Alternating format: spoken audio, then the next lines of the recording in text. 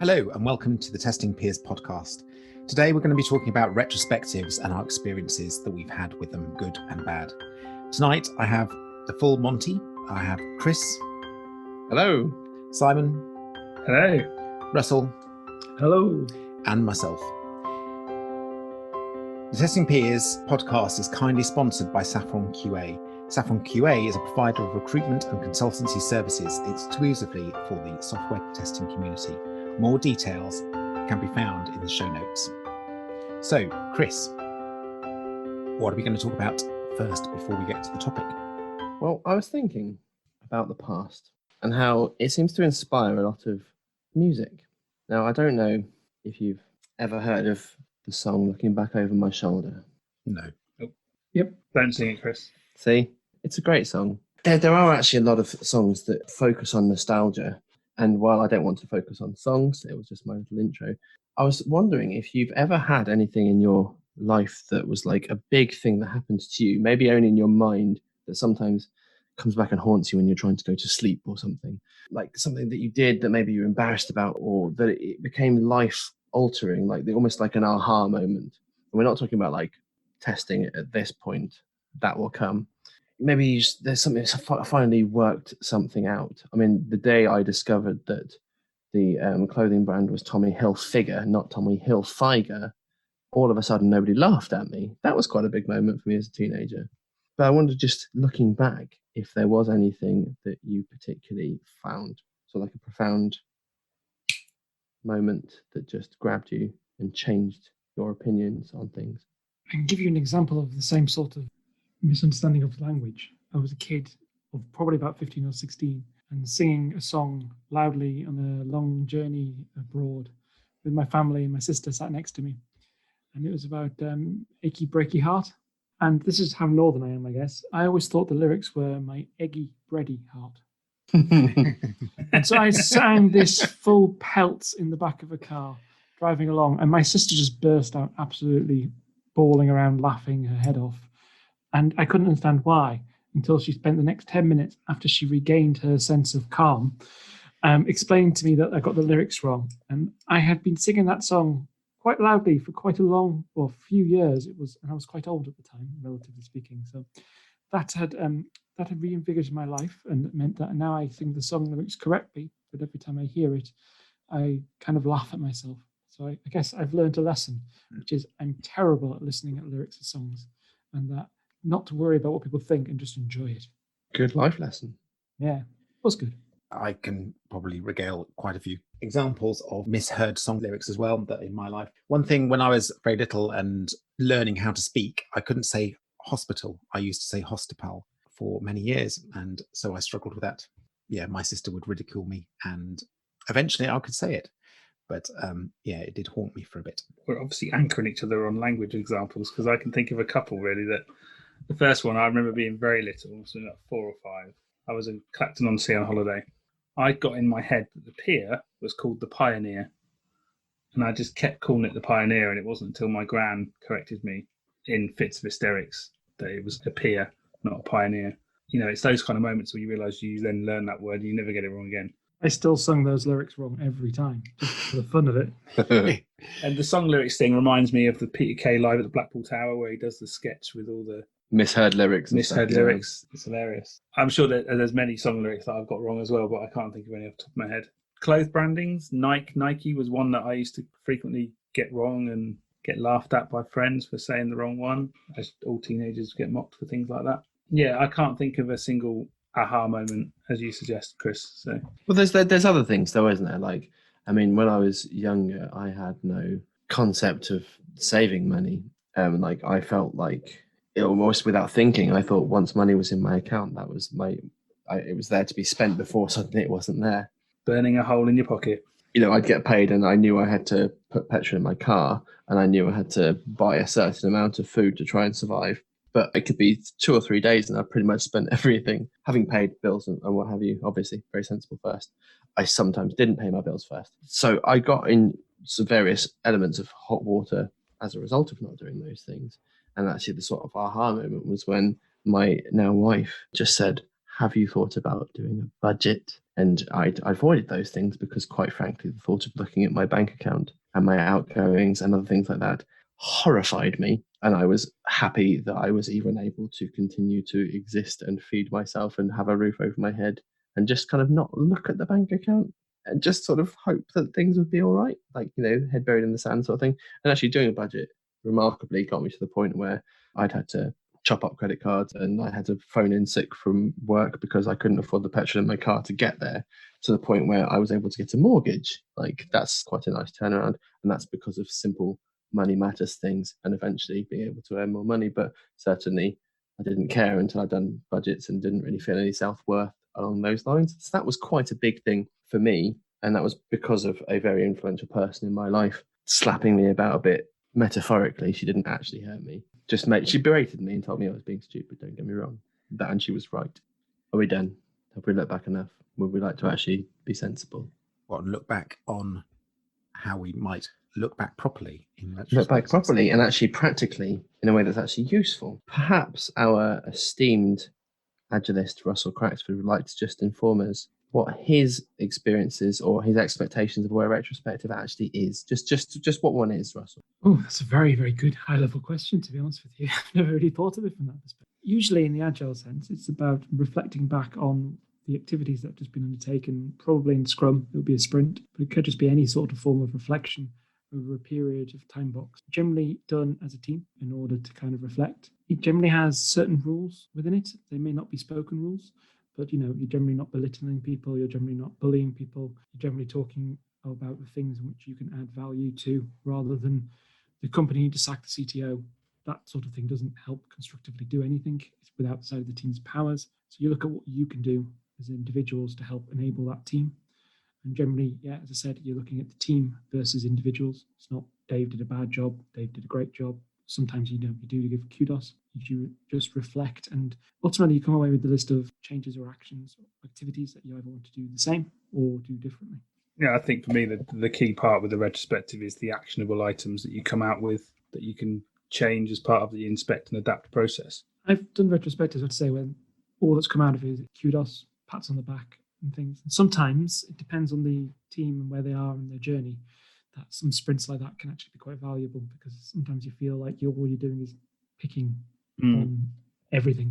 And sometimes you've got to reflect on actually the positives far, far more than the tiny, niggly little things. Do you think the format of a retrospective therefore can anchor the way that you approach the conversations and the topics? Yeah, I think format, I think the facilitator has a large part to play in it as well. And the participants, but ultimately the facilitator has a large thing, and that can be setting the question. I think a lot of us look kind of at the what's going well, what's going badly, good, what should continue. There's sort of format that people do with retrospectives. It's good to change that up, but you've got to kind of adapt it. If you ask the same questions every time, you're going to get the same answers from the same group of people. So like everything, you should adapt. And there's lots of fun games you can play. Again, it's about picking when you do it. If you've got a newly formed teams, I think sometimes playing some of the games can be a bit too soon, too fast. You haven't built the bonds and relationships. But if you've got an experienced team, then I think it's quite a lot of fun retrospective ideas that you can experiment with. I think the key thing with the facilitator is that the group need to have confidence in them, that they can run the retrospective. And that obviously grows with time. If it's a newly formed group, that confidence has to be there, that the facilitator has the strength to run it successfully and to move it along and time boxes and keep it going. I'm always keen that facilitators, certainly the ones, if I'm facilitating or being in one, is not putting their views into everything, and also not really a main participant. We've all probably been in when the manager basically comes in and just basically went, nope, that's a bad idea. Nope, can't do this. Nope. And it's a very powerful and dangerous position at the same time. You've got to facilitate the team. You're generally not an active member of it. You're helping them come up with ideas, not telling them how to do things. It's hard sometimes when you've got ideas that could help them. So it's about making sure you find constructive ways of asking questions generally rather than giving answers in those sessions. What would be a good way of improving our communication with X team and asking us open questions versus saying, I think you should do an email that sets out the communication channels in which we want to use and how we want to do them. It's a fine line to nudge teams without telling teams. Because actually the other thing is the fact that the team should come up with the ideas themselves rather than be dictated to by the facilitator or whoever There shouldn't be a dominant party. The key thing for me in retrospectives is that everyone has an equal voice, and that everyone should have the courtesy of taking it on. Like as I said, it shouldn't be personal, but there can be constructive feedback that should be taken on board by the whole team. Yeah, I go back to the point you made just there, Russell, about manager coming in and calling the shots. I actually, as the facilitator, when I was a Scrum Master, actually asked the manager to leave the retrospective because exactly that reason. They come in and they want to dispute every point. They're questioning everybody's answer. If they've got anything negative, they wanted to come in and see that everything was going swimmingly, that there was no issues, that we could move on to the next sprint and all the work could be done again. The fact that the team were coming up with issues, that there was an expectation of too many stories or whatever it was, or why is that the case? And I was just like, can you let the team do this, please? I took a verbal hiding afterwards in that moment, but I was willing to stand up for the team and say the team needs that space to come up with their own points and be able to voice their concerns in a safe environment that we can then move forward.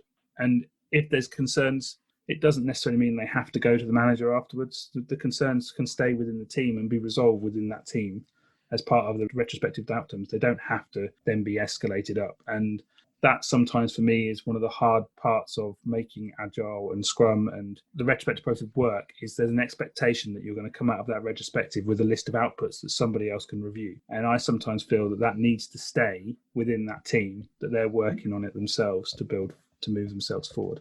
It depends on how the team works, isn't it? Because sometimes the teams use the retrospective to come up with sort of rules by which they're going to work by, be it charters or be it other sorts of things, and they actually publish it like on their team wall, their team page, and so it is public. But sometimes you're right. Sometimes there are things that stay within those confines, and it's a delicate balance at times as to who has access to those sorts of things and who even publishes those bits. There's a trust element involved in the team, isn't there? Usually, though, Chris, in that scenario, you've got an action or something that's come out of the retrospective to create the team charter versus that you created the team charter in the retrospective itself. I find it useful to kind of almost have a directive of what the retrospective is, what the rules of the retrospective, because it's easy for everyone, especially when you get leaders, team leaders, managers into these things, as I say. I've always found that they're the most derailing because they think they should be leading everything. That's kind of counterintuitive, and they've got great ideas. It's just getting them to be open with them and encourage them, and it varies depending upon their role in the team. If they're actually active team members or if they're leaders looking at the team, they have different rights, and as that facilitator, you've got to facilitate them accordingly, I think would be the correct way of saying it. This sort of leads then into the question of, if we start off with what, in your experience, has led to an unsuccessful retrospective? I would say an unsuccessful retrospective that I've experienced in the past is one where 75% of the team don't say anything, that you get the same one or two people that have got things to say in every category. The retrospective has not been prepared. Not that you always have to be prepared fully for a retrospective, but it's good to come with your ideas that you want to put on the board. And if people haven't come with any ideas, they will generally sit there in silence because they've got nothing to say. And a retrospective, although you can't force everyone to speak, is a good opportunity for everyone to have their minute or two to discuss the things that they felt went well and didn't go well, or whatever the format is. So I've certainly had retrospectives that we've ended in 15 minutes because it's just become part of the ceremonies that they feel they have to do. They just want to get on with the next sprint. So it's been plugged into predictable and sort of like obligation rather than... Yeah, and it's been plugged into, we finished the sprint on the Friday. Monday morning is retrospective and sprint planning. So let's do this retrospective really quickly, then we can get on to the sprint planning. And so it's been done in 10 minutes and then we've moved on because people haven't got anything to say because they've not come prepared, and the same voices end up speaking up. I must admit, I'm finding at the moment retrospectives are a bit more challenging remotely. I've just formed a new team not so long ago, with other people. It's not all my own work. It's a challenge, obviously, because you don't know each other as well. There's not necessarily camera culture, so you can't see people visibly. As much as we encourage it, internet connections aren't always possible. And it's really hard sometimes to get everyone joining in as much as possible. It is a challenge because usually in a meeting room, you can kind of see how people are reacting to the situation. If you could bring in John, Joe over here, or if you could, ask Caroline to join in. But when you've got a group of people not on camera in a room you hardly know at all, it's incredibly hard to find the right balance. To Simon's point, it's about giving people the time so they could write some things down, almost going around the room sometimes to kind of encourage at least that initial conversation And sometimes it is patience as well. It's that, okay, that first one they won't, the second one maybe they will, the third one, hopefully by then they have, and they get to know you, the facilitator usually, and so you can get people involved in a soft and gentle way, which is asking someone else if they've got an opinion who hasn't spoken. Some things that have prevailed retrospectives that I've been in, again, I go back to the point of sort of weak facilitators. Facilitators who don't, like Russell said, encourage people to speak if they have been quiet for a long time, or more destructively allowed two people to dominate it and have conversations that are not relevant to that actual retrospective. So therefore the time just chugs down. All meetings should have something that's useful that comes out of it. If it's just two people having a discussion that they could have had anywhere else, then actually it isn't a good use of time. So therefore it then erodes what the group feel that a good retrospective is. And that's very difficult to then gain back, especially if it's supposed to be a high-performing team. For me, the retrospective, if agile is done properly, or if any process is done properly, the retrospective is the most important part of the process, because it is a chance for you to reflect and improve. For me, it's almost the single most important part of the process. So yeah, you're right. If it's been derailed by two people talking about something that may or may not be related to what the retrospective was about, or it's diving too deep into a particular topic, it does, like you say, set the tone, and then it's very difficult to come back from that. Once one retrospective's gone badly, the next retrospective is looked at. They're looking towards it as being another negative meeting before it actually happens, and it's very difficult to get back from that. And that's the time to then change things with it. Don't go by the same way that meeting was run, because otherwise people will automatically switch off and go, oh my God, it was awful last time. It's going to be awful this time. This is us talking about changing up the formats, isn't it? This is do stuff differently. Don't just do it in a repetitive and predictable manner. And I think the most unsuccessful retrospectives I've been a part of have either been when I, as the facilitator, have managed to get almost nobody to engage, or me as the attendee have been highly disengaged, because either lots of people have been talking, or frankly, the format of the meeting has been something that I'm a bit sort of meh. Maybe I haven't seen success coming out of it. Maybe it's repetitive, or maybe it just feels like going through the motions. And I just want it to end. It's a good point, though, Chris. If you don't see actions come out of them, you don't see change because of them. That's another driver that puts people off. It's very easy to have a session where you do retrospectives, but if all the actions are impossible or minute, sometimes you stop seeing the value because nothing changes. And you've got to be careful about kind of what you set yourself as a challenge, what you set yourself as the actions as a team to do. You can overcommit or you can undercommit, and either one causes you to kind of become dissatisfied. It's like providing your own credibility for the meeting. And it's an accountability thing as well. If the team come up with these actions that they come out of the meeting with, we're going to do. And I think there's a thing there about not having too many actions as well, having a manageable list of one or two that you're going to change rather than having 10. But there's that accountability of, okay, we said we're going to do one or two. By the time that retrospective comes around, or even in the planning session, we're going to plan to do these two actions. What can we do to ensure we factor that into our work? What can we do to make sure, but by the time we come to review it in 2 weeks' time, or whenever the end of the sprint is, or the next retrospective, we've got something tangible to say, we made that change, and this is the improvement it's having. So there is the importance of making sure that accountability is built into those goals. I think that one thing to show a sort of failure of retrospectives, or the failure of the actions, is if the same things every retrospective come up. Absolutely. If you constantly having the similar things that are coming up each time, it's showing that the actions are not being taken on what is seen in the group as the most important things, and that needs to be addressed. And I had exactly that with one of my teams when I was, I wasn't the Scrum Master at this point, I was one of the team members, but it was to do with our remote working with our team that were offshore in India. And there was constantly the same issues of lack of engagement, lack of being able to contact them, et cetera, and we were going away trying to change things, but ultimately within a sprint we'd fallen back into the old habits again, and then it was coming up in the retrospectives, and each time we were trying to say, okay, well, it's not working, how can we improve this? And it took 5 or 6 cycles of the people getting fed up with having the same comments come back and forth before anything actually changed. I guess it's good that different things are tried. If you keep doing the same solution to the same problem, then that would really frustrate me. I've got a question for you all, really, which allows me to be quiet after this. Are retrospectives as important now as they were? Because I'm finding that with experienced teams who've been doing Agile for a while, they are reflecting as they go and that actually having a session after 2 weeks, 3 weeks, 1 week, whatever your iteration is less valuable because they're actually doing actions and changes consistently and on the fly, and that the meeting's lost its value to some teams because there isn't as need to frequently stop because they're stopping constantly. It's maybe the move towards Kanban more that's helping them. This concept of always stopping and doing the thing is less valuable because they're doing it as they go. Yeah, in that respect, the retrospective process is evolving to the point where the meeting is maybe not as useful, but the retrospective itself is still being done in other forms. It's a more organic process. In my experience, having worked in places where agile is paid lip service to rather than being done properly, I think the retrospectives are still very important.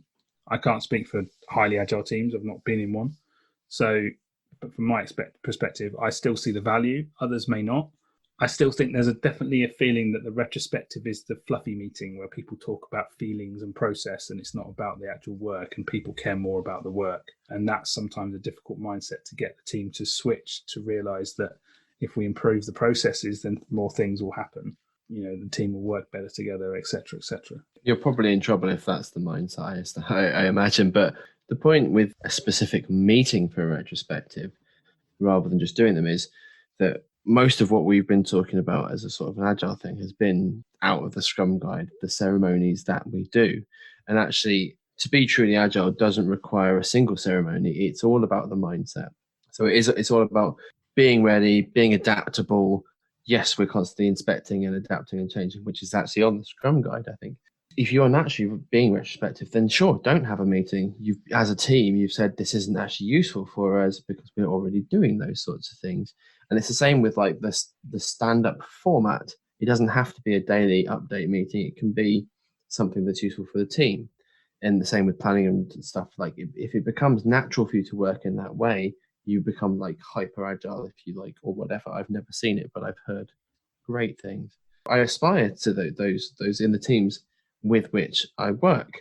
I have seen retrospectives be successful, and I've seen retrospectives be good for the team, but I've also seen a bunch of people who have talked about doing personal retrospectives and found a great deal of success in looking back at themselves, their own strengths, their own goals, their own aspirations, which has helped them refocus their careers or try and work out what to do next. It isn't just a team thing. And I was wondering if you have any examples of retrospective successes, either team ones or indeed personal ones. So I've encouraged my group to do retrospectives on projects that they finish based just on their personal experiences and looking only at test and what's actually happened with that, and keeping an eye on that. And we can then do a lessons learned for future projects that we work on, especially with particular clients and things like that. I do encourage that as part of that. Have you been able to action any of those lessons learned going forward? We're still at the beginning of that process, but yeah. I've got an example of both, really. From a team retrospective perspective, the most successful one I had was when I had a team that were really not engaged in the process. So I completely switched it up. I changed it round.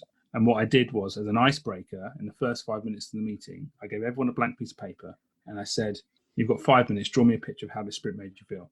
You get a couple of the team that just put smiley faces on the pictures.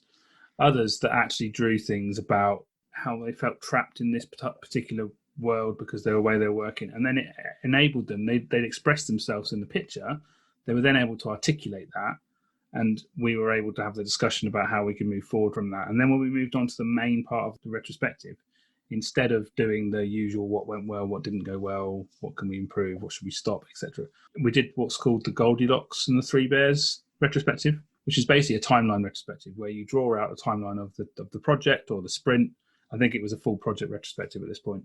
You put a timeline along a whiteboard and you put post-it notes along the process of what happened at which point, and you talk about the milestones of the work, not necessarily the delivery milestones, but the key bits of work that happened at which points. And then you associate the feelings of how you felt and the things that went wrong and the infrastructure issues, and you pin it all on the board, and you can very clearly see where the issues happened, whether there was any correlation between when the issues happened and when there was a dip in productivity or whatever else. And actually we came out with a whole list of items we wanted to investigate further in action. So that for me was a very successful retrospective, purely because I changed it up and people were talking, people were discussing. On the personal side, the only personal retrospective I've ever done, really, I probably should do another one, was when I was thinking about leaving the job I'd been in for 12 years. I then spent some time reflecting on what I actually valued, and I developed my personal testing values and my personal leadership values as part of that process. And that enabled me to then think about what I actually wanted to look for in my next role, and made me confirm the decision that I wanted to leave. That was a very powerful retrospective for myself, to do that at that point and actually spend the time invested in myself to work out what I valued. And that's held me in good stead since, to be fair. Now I was just going to say that you hit something there, Simon, which is we talked about struggling to get people to partake in things, and changing up is one of the great ways of doing it. The example I think you use, which is about how you feel, something that is personal, is how everyone responded to a period of time, be it a project, a sprint. It's a great way to get people to start opening up. It may not open up far, but it starts. They have to show their picture. They have to tell you what they did. Build a Lego model of something that you need to do. Again, that's a bit harder now when everyone's at home. I haven't got Lego with me. It's a bit more logistical. Drawing a picture, showing it on a screen in front of you, when you're showing your notebook. It's a great way to get everyone to undo their camera temporarily or to get conversations started. It's something I definitely recommend. In terms of great experiences with retrospectives, it's once I've got people up and moving, literally walking around the room rather than sat at a desk and talking. So putting flip chart paper on the wall, getting them to actually write on post-it notes and stick them on the wall, that sort of thing, getting them to do pictures, anything that kind of gets them active rather than just sat around a desk. On top of that, cake. Cake motivates people. Definitely agree with that. In this current world now, obviously, we should probably talk about what applications maybe we can use, whiteboarding apps or retrospective apps that we think probably can help sort of bridge that gap. And we as a group have been using Metro Retro, or as the Geordies say, Metro Retro. Perfect. Those things are important. I miss having the group and the engagement, those things. But these apps can provide fun, and it possibly places more emphasis on the facilitator to keep it engaging. I would deem any retrospective a success if we've had engagement from everyone. And the conversation has been flowing. It hasn't been dominated by a handful of people, where people have been raising notes or post-its or whichever format we've been doing, and it has flowed and it hasn't felt like it has dragged. When I've done personal retrospectives, I haven't used those whiteboarding tools, mostly because I've just been sat there thinking. Maybe I've written some notes. Maybe I've used a mind map, or I've answered some questions. For me, that was fundamental in sort of progressing my career, because I was actually asked in a one-to-one about what I wanted to do, and I'd done a personal retrospective and was able to pull it up on my phone and talk it through with my manager at the time. It's a very powerful tool for me to be able to actually articulate myself, but maybe in a one-to-one where I didn't feel like I could do those things, because I had that with me, I was able to action it. I think we've come to the end of our time for today. And I know everyone's very sad about that. We will reflect on this episode, I'm sure. We shall reflect on this episode, and I do thank everybody for joining us on our talk about retrospectives. We do actually, as a group, do retrospectives. We've done 2 to date, and we continue to do those things. We need to work out how we're going to articulate them publicly. Please rest assured that we are trying to get better at what we are doing. We now have these lovely new microphones, which was a retrospective point from our first retrospective. We wanted to be able to improve the audio, and I hope you've noticed these things going forwards.